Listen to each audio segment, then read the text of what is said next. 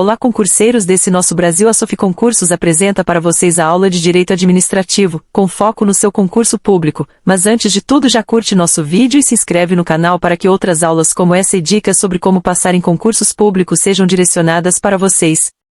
Sem mais delongas, vamos nessa e bons estudos. Sophie Concursos, aula de Direito Administrativo.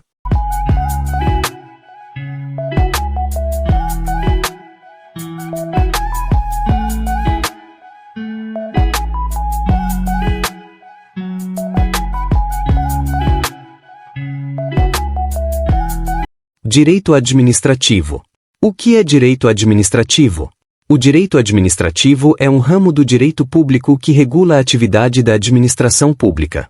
Em outras palavras, ele estabelece as regras que governam a organização, os poderes e os deveres dos órgãos e agentes públicos, bem como as relações jurídicas entre a administração e os particulares.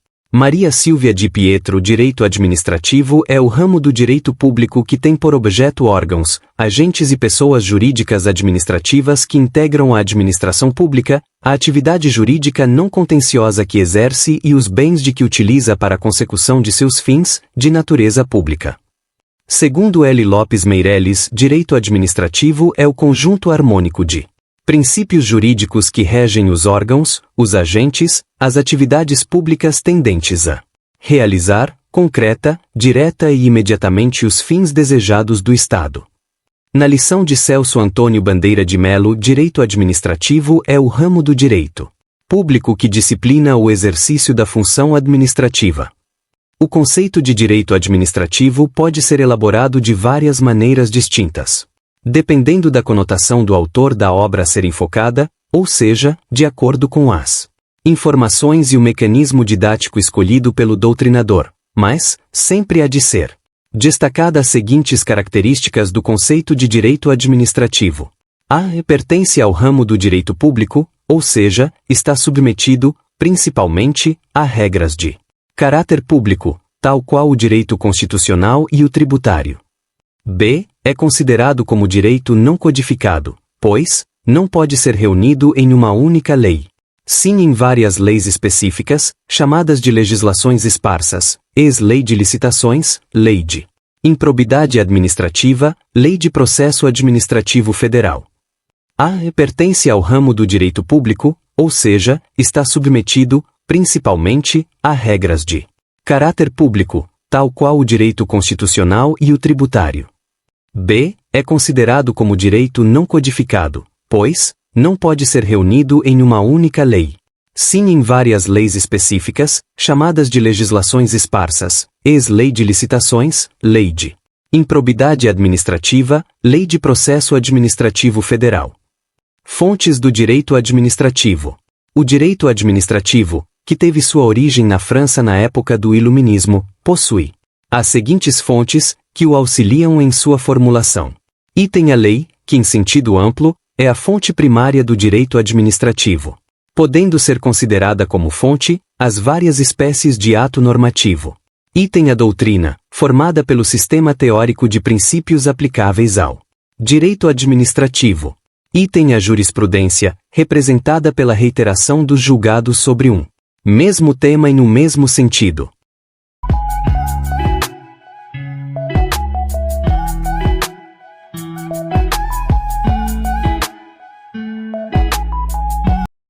O costume, que no direito administrativo brasileiro, exerce ainda influência, em razão da deficiência da legislação, podendo ser representado pela praxe administrativa, atos rotineiros e repetitivos.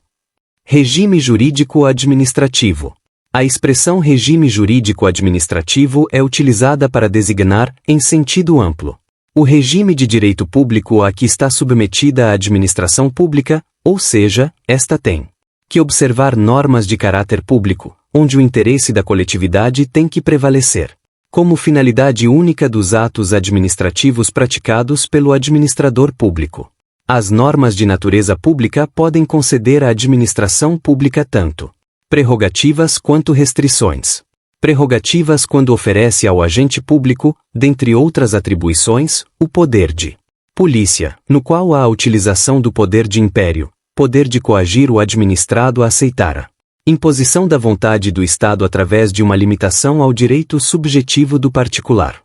Restrições no que diz respeito à emissão dos atos administrativos, que devem estar sempre vinculados à finalidade pública, sob pena de serem declarados nulos de pleno direito, em virtude da presença de uma ilegalidade que causa um vício insanável na formulação do ato, e compromete toda a sua estrutura. No que diz respeito aos requisitos que compõem o regime jurídico administrativo, também deve ser destacada a supremacia do interesse público sobre o interesse privado, onde a administração pública colocasse em pé de desigualdade em face do particular, tendo em vista o fato desta poder impor a sua vontade, que representa o interesse da coletividade, em detrimento da vontade do particular, eis nas desapropriações, onde o interesse público se.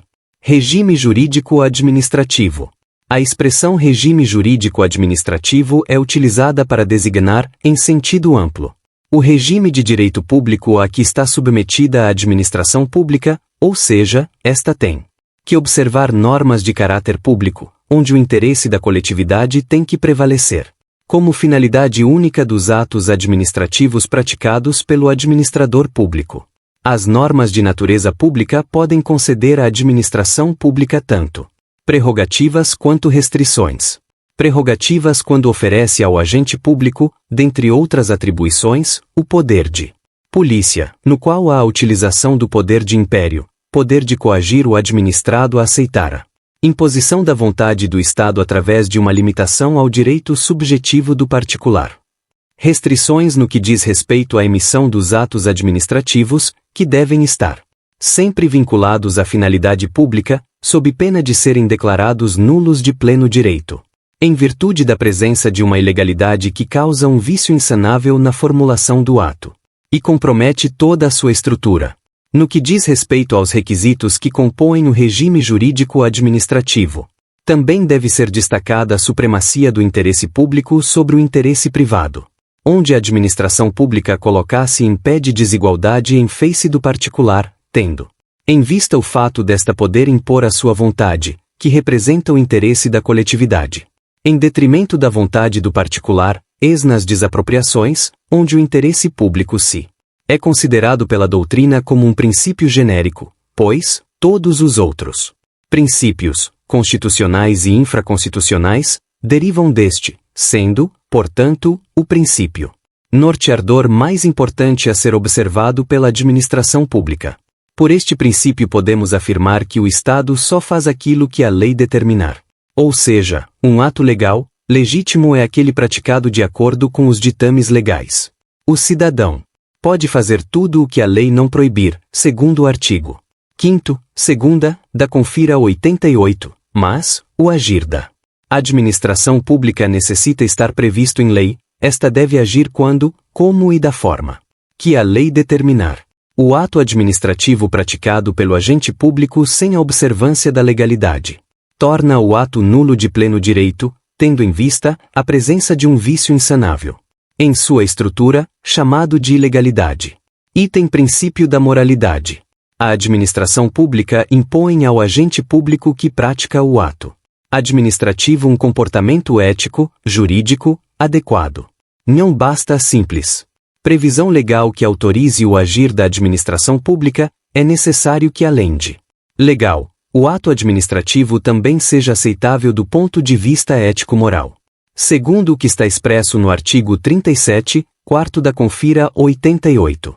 O conceito jurídico de moralidade é de difícil elaboração, pois considera elementos subjetivos para a sua formação. Elementos estes que podem se modificar de acordo com a sociedade, a base territorial e a época em que é formulado.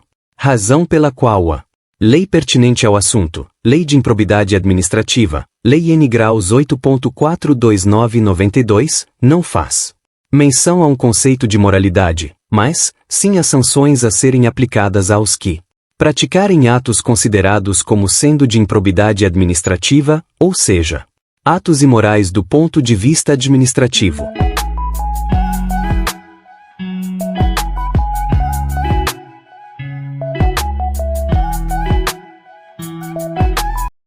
O princípio da moralidade guarda estreita relação com os costumes adotados pela Administração pública. Item princípio da impessoalidade. O agir da administração pública não se confunde com a pessoa física de seu agente. Até porque este age com base na lei, tendo esta característica de ser genérica, erga omnes, contra todos. Significa que o agir da administração pública não pode prejudicar ou beneficiar o cidadão individualmente considerado. Impõe ao administrador público que só pratique o ato para o seu fim legal, e o fim legal é unicamente aquele que atinge o bem da coletividade. Podemos conceituar o princípio da impessoalidade de 3 maneiras distintas, todos. Estes conceitos são aceitos pelos examinadores das bancas de concurso público. Segundo L. Lopes Meireles, o princípio da impessoalidade pode ser considerado como sinônimo do princípio da finalidade, em que impõe ao administrador público que só pratique o ato para o seu fim legal, e o fim legal é unicamente aquele que a norma de direito indica expressa ou virtualmente como objetivo do ato, de forma impessoal. Ainda, como princípio da finalidade exige que o ato seja praticado sempre com finalidade pública, o administrador fica impedido de buscar outro objetivo ou de praticá-lo no interesse próprio ou de terceiros. Segundo Celso Antônio Bandeira de Melo, a impessoalidade se confunde com o conceito do princípio da isonomia, no qual fica vedada a prática de ato administrativo sem interesse público ou conveniência para a administração, visando unicamente a satisfazer interesses privados, por favoritismo ou perseguição dos agentes governamentais, sob forma de desvio de finalidade, configurando-se não o próprio princípio da isonomia. Segundo ainda outros doutrinadores, a impessoalidade é o fundamento para responsabilidade objetiva do Estado, ou seja, o agir da administração pública não se confunde com a pessoa física de seu agente, até porque este age com base na lei. Significa que o agente público é um mero instrumento do Estado na consecução de seus fins, ou seja, ao praticar o ato administrativo, na verdade, o agente público executa vontade do Estado e não sua vontade pessoal. A responsabilidade objetiva do Estado está prevista no parágrafo 6 graus do artigo 37 da Confira.88, que diz: as pessoas jurídicas de direito público e as de direito privado prestadoras de direito público responderão pelos danos que seus agentes, nesta qualidade, causarem a terceiros, assegurado o direito de regresso contra o responsável nos casos de dolo ou culpa. Item princípio da publicidade. Diz respeito à imposição legal da divulgação no órgão oficial, Diário Oficial da União, Diário do Minas Gerais, Diário Oficial do Município, do ato administrativo, como regra geral, no intuito do conhecimento do conteúdo deste pelo administrado e início de seus efeitos externos. A publicidade do ato administrativo o torna execuível, ou seja, passível de ser exigido pela administração pública, a sua observância. Nem todos os atos administrativos necessitam de divulgação oficial para serem válidos. Existem exceções onde esta publicidade será dispensada, conforme previsto no artigo 5 degrees, inciso LX, da CF 88, como nos casos de assuntos de segurança nacional, investigações policiais, interesse superior da administração pública. Item princípio da eficiência. O princípio da eficiência não estava previsto no texto constitucional original da CF 88, tal princípio foi o único acrescentado à CF através da emenda constitucional número 19 de 98, que trata da reforma administrativa do Estado. Ao ser inserido no caput do artigo 37 da CF 88, o princípio da eficiência implantou-se. No Brasil, a administração pública gerencial.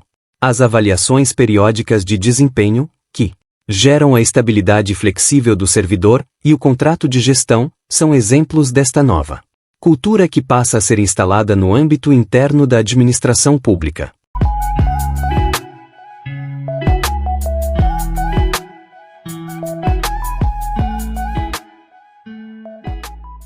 Princípios infraconstitucionais da administração pública. Os princípios infraconstitucionais possuem esta denominação por estarem previstos em outras legislações esparsas e específicas que não a CF, podendo ser citado como exemplo Lei de Licitações Públicas, a Lei de Improbidade Administrativa, a Lei de Processo Administrativo Federal, etc. Supremacia do interesse público. Presunção de legitimidade. Continuidade do serviço público. Isonomia ou igualdade. Razoabilidade e proporcionalidade.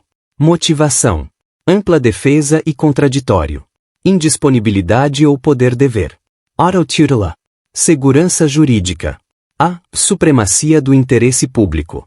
Segundo este princípio, o interesse público deve prevalecer sobre o interesse privado ou individual. Isto ocorre devido ao fato do Estado defender o interesse da coletividade quando pratica os atos administrativos e não apenas o interesse de um único administrado.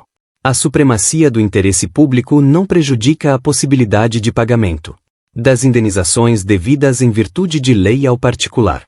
Como exemplo podemos mencionar o caso da desapropriação de um bem imóvel pertencente a um particular para a construção de um hospital público. Neste caso, a lei prevê o pagamento de uma indenização por parte do Estado. O princípio da supremacia do interesse público coloca o particular em pé de desigualdade com o poder público. Isto se deve ao fato do ato administrativo ter sempre como finalidade atender o interesse da coletividade. B. Presunção de legitimidade. Também chamado por alguns autores de presunção de legalidade, partimos do pressuposto que os atos administrativos praticados pelo Estado ao serem emitidos devem estar de acordo com a lei vigente, mas nem sempre é esta a realidade dos fatos, pois, em muitas hipóteses o que temos são atos administrativos praticados em desacordo seus requisitos de formação e validade. Sendo assim, podemos afirmar que a presunção de legitimidade do ato administrativo é apenas relativa, isto porque a lei nos permite provar o contrário, ou seja, provar que a administração pública não praticou o ato da maneira devida, causando assim uma ilegalidade que pode levar à anulação do ato. O ônus da prova em contrário cabe ao administrado e não à administração pública. C. Continuidade do serviço público. Os serviços públicos oferecidos pela administração pública à coletividade devem ser prestados de maneira contínua, sem interrupções, não podendo ser suspensos sem a comunicação prévia das autoridades pertinentes aos administrados. Este princípio limita o direito de greve do servidor público previsto no artigo 37, inciso 7º, da CF, mas o assunto ainda aguarda regulamentação legal. Para o militar, a proibição expressa de greve. D. Princípio da isonomia ou da igualdade. Segundo Celso Antônio Bandeira de Melo, o princípio da igualdade impõe à administração pública a vedação de qualquer espécie de favoritismo ou desvalia em proveito ou detrimento de alguém.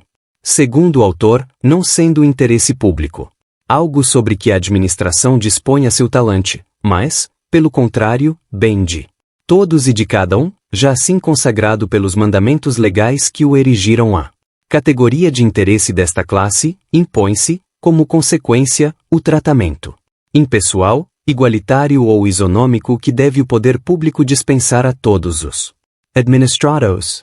Vários são os institutos do direito administrativo que traduzem a importância desse princípio. Licitação, artigo 37, XXI, de CF/88, Provimento de Cargos mediante Concurso Público, Art. 37, 2, de CF/88, etc. E, princípio da razoabilidade e proporcionalidade.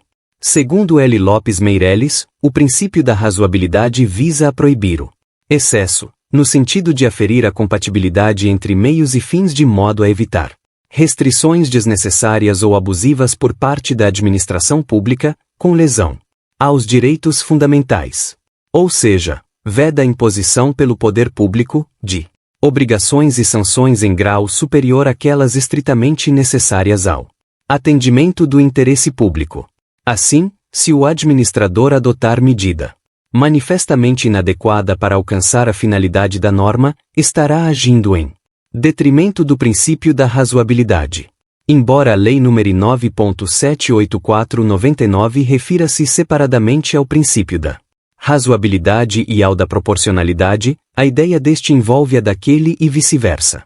Isso porque, como adverte Maria Silvia Zanella di Pietro, o princípio da razoabilidade exige proporcionalidade entre os meios utilizados pela administração e os fins que ela deve alcançar. A emissão de um ato administrativo que contenha razoabilidade e proporcionalidade está ligada aos atos de natureza discricionária, poder de escolha, opção, margem de oportunidade e conveniência oferecida pelo Estado ao agente público na prática de determinados atos administrativos. F. Princípio da motivação. Com base nesse princípio, exige-se do administrador público a indicação dos fundamentos de fato e de direito que motivaram suas ações. A administração pública está obrigada a agir na conformidade da lei, todos os seus atos devem trazer consigo a demonstração de sua base legal bem como das razões de fato que ensejaram a conduta administrativa. Trata-se, portanto, de formalidade essencial para permitir o controle da legalidade dos atos administrativos. Nesse sentido, é forma de salvaguardar os administrados do capricho dos governantes. O que existe na administração pública atualmente é uma orientação, um norte repassado aos administradores públicos na qual os atos administrativos ao serem emitidos, independente da sua natureza, ou seja, vinculados ou discricionários, devam ser fundamentados, motivados, a fim de se garantir futuros direitos dos administrados e facilitar a prestação de contas inerentes aos administradores públicos. G. Ampla defesa e contraditório. O sentido desse princípio, no âmbito da administração pública, é o de oferecer aos administrados a garantia de que não serão surpreendidos com restrições à sua liberdade, sem as cautelas preestabelecidas para sua defesa. Tal princípio encontra guarita no artigo 5º, inciso LV, da CF 88, que diz, aos litigantes, em processo judicial ou administrativo, e aos acusados em geral são assegurados o contraditório e ampla defesa, com os meios e recursos a ele inerentes. H. Indisponibilidade ou poder-dever. A administração pública não pode dispor livremente de um patrimônio que não lhe pertence, pois, na verdade, os bens públicos pertencem a toda a coletividade, sendo o Estado apenas o seu gestor, exercendo a tutela destes. Quando o administrador público deixa de praticar um ato administrativo previsto em lei, ele poderá ser punido pela omissão, pois tinha não só o poder, mas também o dever da prática do ato.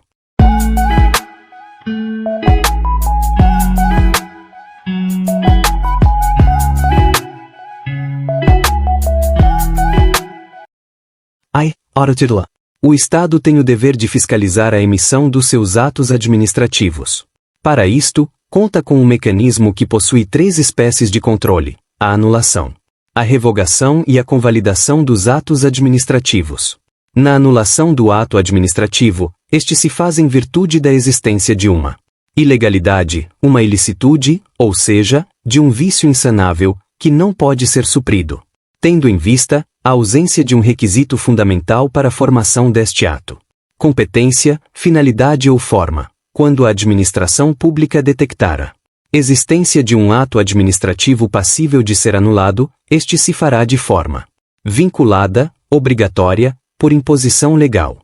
Caso a administração pública não anule seu próprio ato ilícito, caberá ao Poder Judiciário fazê-lo, mediante ação judicial, mandado de segurança, ação popular, ação civil pública, por provocação do interessado.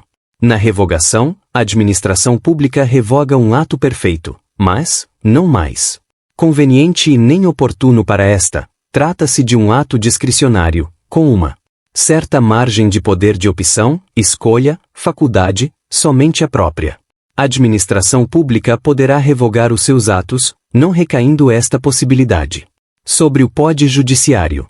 Na convalidação, convalidar é consertar, suprir uma ausência. A administração pública pratica um ato administrativo que contém um vício sanável em um dos seus requisitos de formação do ato, motivo ou objeto, ou seja, comete uma ilicitude passível de ser suprida. A convalidação se faz de forma discricionária, somente a própria administração pública poderá convalidar os seus atos, não recaindo esta Possibilidade sobre o Poder Judiciário.